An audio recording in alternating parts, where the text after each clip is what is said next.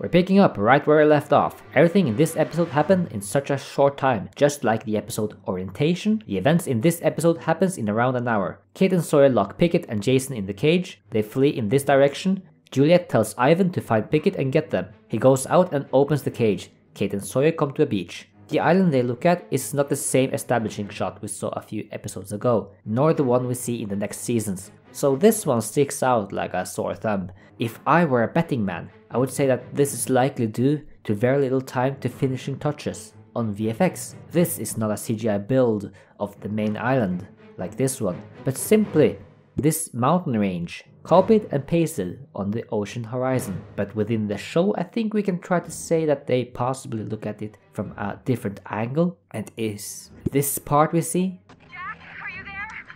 Yeah. Here. Are you okay? Tell him I said hi. Get to the point. Jack, we need a boat. The three others shoot at Kate and Sawyer. Alex helps them evade capture. As mentioned in the previous episode, Alex likely came back to Hydra Island using an outrigger after Juliet and the rest sent her home, back in the Hydra station. Ben tells Juliet he will let her go home if she helps Kate and Sawyer escape. Juliet tells Jack to finish the surgery and leaves. She goes down into the aquarium, oddly enough from this angle, and sees Alex, Kate and Sawyer.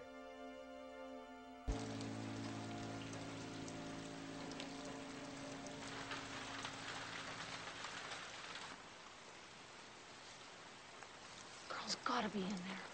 This facility is called the Omega Station in real life, and it is not built by our Lost crew. This is an old naval information station nestled in the Haiku Valley in Hawaii. It employed hyperbolic radio navigation techniques, and it was commissioned during World War II. In 1971, they designed the most complex antenna system in the world, which could radiate transmissions at the power of 10,000 watts and over an 8,000-mile radius. The station was a world leader in radio technology, but when GPS took over, they decommissioned the place in 1997.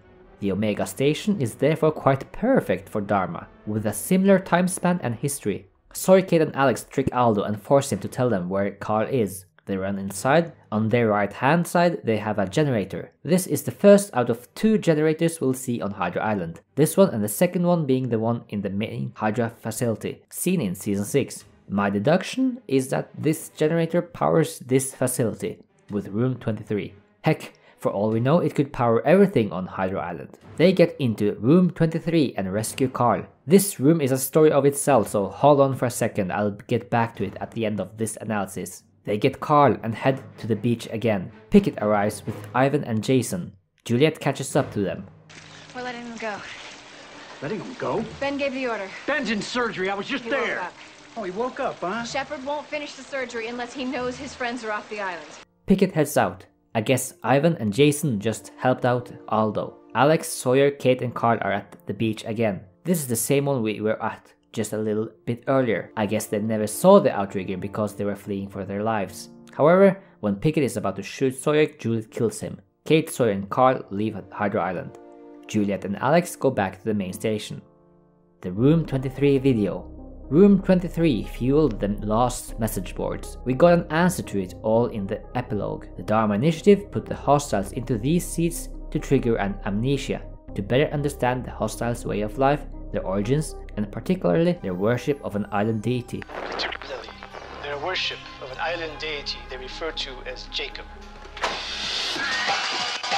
The dreamlike quality of the film, combined with the cutting-edge pharmaceuticals, will create an amnesia of sorts.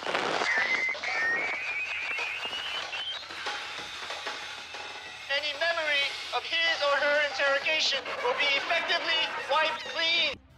Interesting that Sawyer is a bit transfixed by the video, because 30 years in the past, as head of security, he might have put several of the hostiles into this room. This technique, which one can connect to the film A Clockwork Orange, is also similar to Project MK-Ultra, an illegal human experimentation program designed and undertaken by the CIA. What they did is similar to what the DHARMA Initiative did. As Wikipedia states about MK-Ultra, the experiments were intended to develop procedures and identify drugs such as LSD that could be used in interrogations to weaken individuals to force confessions through brainwashing and psychological torture. We see the DHARMA Initiative employ LSD and torture in the episode He Is Our You. And interestingly enough, these brutal techniques were adopted by the others into their own cult. Kidnap and then drug people against their will, interrogate them and make them forget certain parts of recent events. Maybe the kids went to room 23 so they would forget their mother in Los Angeles, or maybe it happened to Cindy. They all became compliant with the others,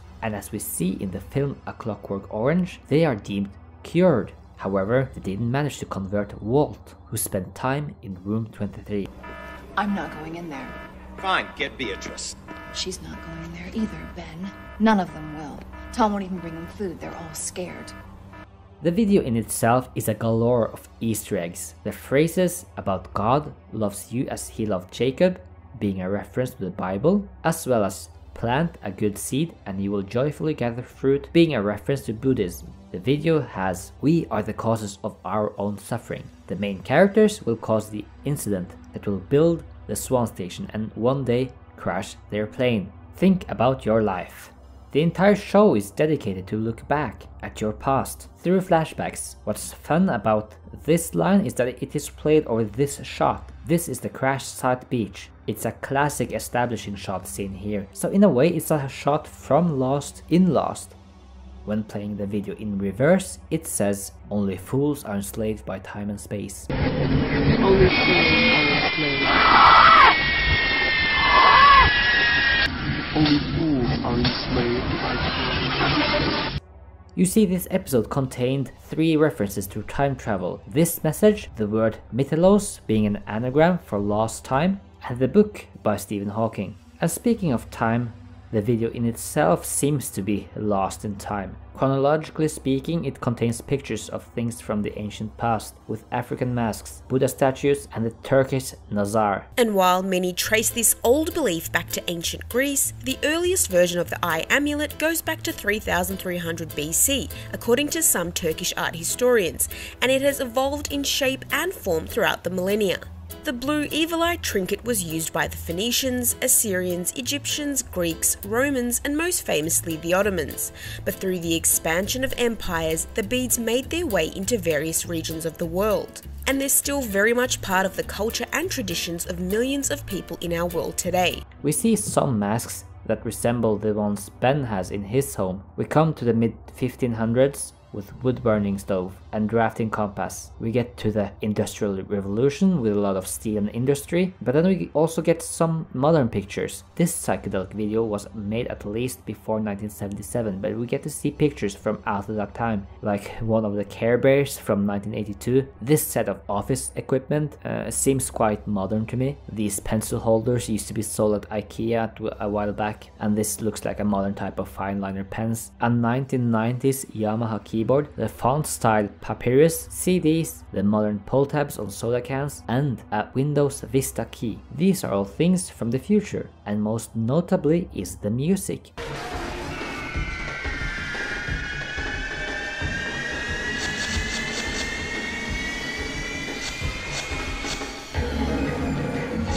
Drum and bass came out from rave music in the early 90s, so where did these modern pictures and music come from? I'm reading way deep into this. If we go out of the show, then this is very clear to me that it's a combination of archival footage and one guy taking pictures and videos from his office or home and then going outside and finding a playground. But let's focus on the show. With the seemingly randomness of the images, there's a pattern of circles, often highlighted through eyes.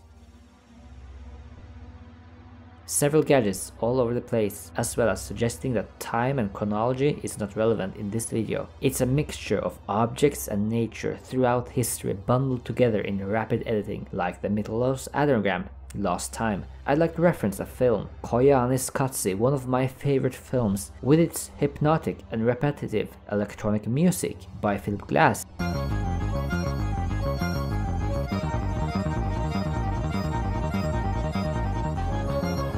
It tells the story of development and conflicts of human history and modern society. It's detached by plot and action. It has a lack of language, just like the Room 23 video, and it focuses on visual communication. It shows the drastic conflict between the calm nature and the hectic modern technological society, and how lost we can be in it. We don't use the technology anymore, we live through it. The Room 23 video is like that, although not as deep or profound. It's more confused on where it is in the chronology of the show. It's flashing between the past, present and future. Flashing between time is something we'll be doing next week in the episode Flashes Before Your Eyes.